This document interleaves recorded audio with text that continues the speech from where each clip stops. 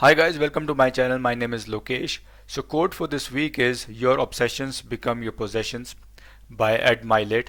So this is something I've started. I'll be sharing a quote for every video for every week, and I hope you get motivated out of it. It's not only to motivate you, it's also to remind me of these useful words, especially in these stressful times. So moving back to our topic for this video is that is identity columns and how identity column behave in Synapse or SQL Azure Data Warehouse. So I uh, came to know about this behavior when I saw the values across the consecutive rows in one of the identity column. So the values were not contiguous in nature.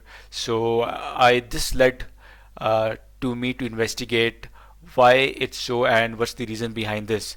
So the primary reason behind this is because you have a distribution concept in Azure Data Warehouse where the data is distributed in various distributions, and that is where you have this behavior of identity column that the values are not contiguous in nature. So let's do the practical stuff, which is always interesting, and let's SQL now. So we'll do some practical on it by declaring a simple table and two simple columns, and one of the columns will declare it as identity with the seed value of 1 and the increment value of 1, and the concept will be more clearer when I'll try to explain it to you. So first of all, let's see whether this table exists or not. And right now we are using the distribution as hash. We'll try to find out how the behavior of the identity column looks like when we have a round robin distribution. But let's now start with the hash distribution and declare a table first. So here we have declared a table. I was thinking about it. So I actually had did the practice earlier, and that's why you can see that the table already exists. Never mind, we're going to drop it, and let's drop the table and create it once again. So now the table has been created. We will insert 3 rows into this table, and I think you might be familiar with this syntax that if you have an identity column and if you want to insert the values, because the values are automatically inserted, you need not specify in the insert script when you're inserting data into that respective table. So let's try to insert the data. So as you can see, the 3 rows have been affected. So a couple of points here to be noted is, first of all, we have declared the distribution as hash on column C2, and we are only inserting null rows. So which means the hash of null will also be null, which also means that all the values, all these 3 rows will go into a single distribution, because what it does is it calculates a hash value based on the column, and based on the hash values the data goes into that distribution. Had it been round robin distribution, the data would have been inserted equally across all the 60 distributions. But since this is an hash distribution, the hash functions determines where the row or the data should go. So we have done the insert part. So let's try to first of all see how the data looks like. Along with, we'll try to see where the rows have landed up in terms of the distribution. So we have ran both the queries. First of all, you can see that the identity column values are not contiguous. It starts with 1, the first row, and in the second row you have a value of 61 and then the value of 121. But let's focus our attention to the second set of result, that is the distribution. And here you can see that all the rows have made their way into the distribution 1. So I'll try to explain what is happening in this case. So when the first row goes in, value of 1 is given to that identity column.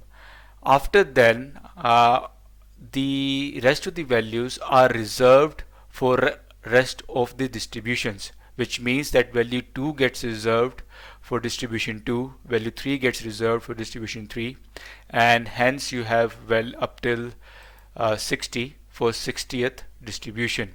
And that's why when you have the second row coming in as it is going to the distribution 1 because of the hash value applied on, or the hash function applied on column C2, you get a value of 61 for the second row and the second uh, column, or the second value. Similarly, after 61, it traverses rest of the distributions and a value of 121 is assigned. So basically what happening is the system in advance reserving values for all of the distributions, and based on that it is giving the value to the column C1, which is the identity column. I hope it makes sense. I hope what I'm trying to explain is making sense or is resonating.